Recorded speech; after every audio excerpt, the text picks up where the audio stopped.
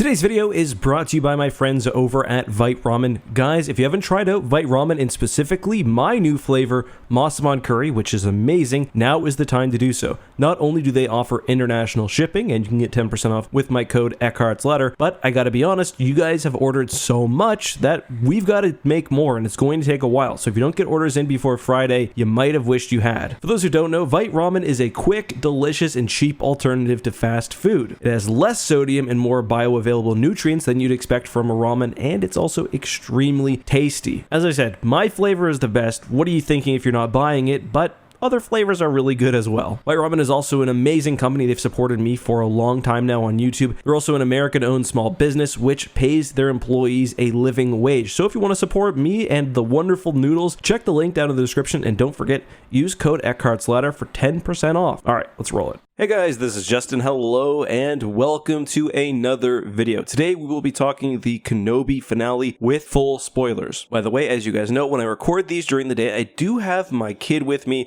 Right now she's asleep, so if you hear any snoring in the background, I'm sorry, I'm going to try to remove it in post, but that's how it is. Alright, so the series finale of Kenobi was, in my opinion, the best episode yet, and I don't think it was very close. To me, this series sort of had two pretty strong initial episodes, two weaker middle episodes, and then it ended pretty strongly with two great episodes. Does that mean this finale was without problems? I mean, from a story standpoint, I liked everything they did, but this episode was way too dark. It was very difficult to tell what was going on. I really don't understand why they filmed it like this, why it was all at nighttime. I watched this upstairs in my living room and half of it was just a black screen. That's really not good, and I think this show had a lot of execution problems throughout the series, which I think sort of hints at the fact that this may have initially been planned as a movie, even a very long movie, maybe a two-parter. I don't mean a theatrical release necessarily, and then the budget or the production time was ended up spent over 6 episodes. Alright, so I'm going to structure this review talking about the major sections that I liked. I don't think there's a whole lot of negativity I want to put out about this one, other than what I just mentioned. Let's start off with what I think will be my most controversial take, Reva. Now, I didn't love Reva in the first episode, but she is a character that has really grown on me. And in this episode, she became, and I'm not joking, one of my favorite recent characters in Star Wars canon. For me, her story was a really good example of why we should wait until we've seen a full character arc before really making judgments on a character. And I'll explain why I liked Reva, because I tweeted something similar out and a lot of people just didn't agree or didn't get it. And if you didn't like Reva, that's totally fine, but I'll explain why I did. She's very different than Anakin. Anakin made a lot of conscious choices along the way, even though he was manipulated, and that's what turned him to the dark side, and he fell pretty truly to the dark side. Reva, on the other hand, experienced a major event where her entire life pretty much was wiped out in front of her, and she has so much guilt about not being able to do anything to stop it. She dedicated her life to revenge and trying to make things right, and it obviously led her accidentally down this dark path. I mentioned this last episode. This is exactly what Yoda warned about. The dark side will dominate your destiny if you let it. I also think she's a good counterexample to Obi Wan. He still dealt with his own trauma in a difficult way,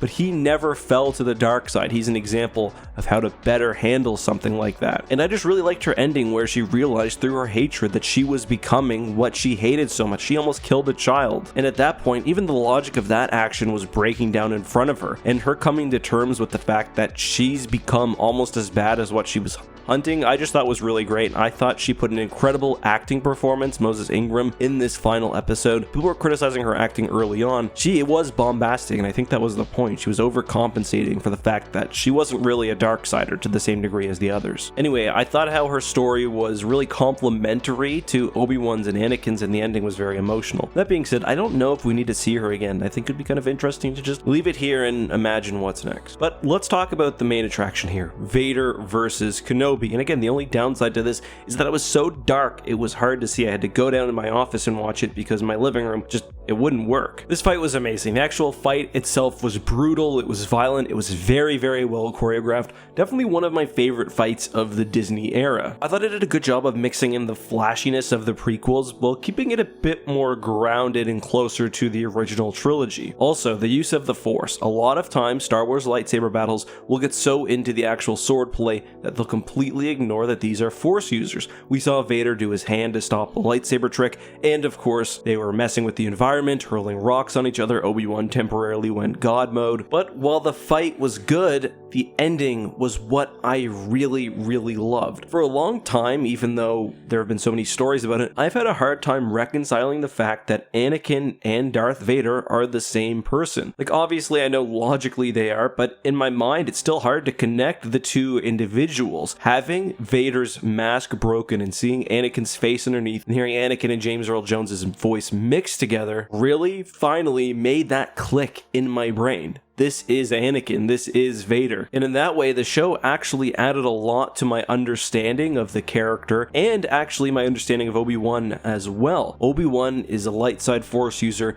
He's in some ways the perfect Jedi, but we can see when he sees who Darth Vader really is, he gives up hope on him. He doesn't believe that his apprentice can be saved anymore, giving credence to the line, Obi-Wan once thought as you did, from Vader to Luke. So yeah, it was great seeing them go at it one last time. I like that Obi-Wan gained his confidence back. He had a reason for fighting again, and that takes me to my next point, the actual ending of the show itself. I thought it was pretty much perfect. Obi-Wan, through this series, has gained his sense of purpose back. He's gained his spark back in a way, and he is finally ready to move on and become the Obi-Wan that we see in A New Hope. And this makes his sacrifice in episode 4 more meaningful because he's recovered from this broken shell of a man and is now a true Jedi again. And when he sacrifices himself, he's not some man filled with despair who's going to let himself die just because. Instead, he's someone who has hope and who believes that things will work out. And I think Qui-Gon returning and Obi-Wan leaving his mountains to actually go find a proper home was really symbolic of that. There are a couple more things I want to talk about to end my review. One would be Uncle Owen and Aunt Beru. They felt a lot more in some ways like the original trilogy versions of their characters, even though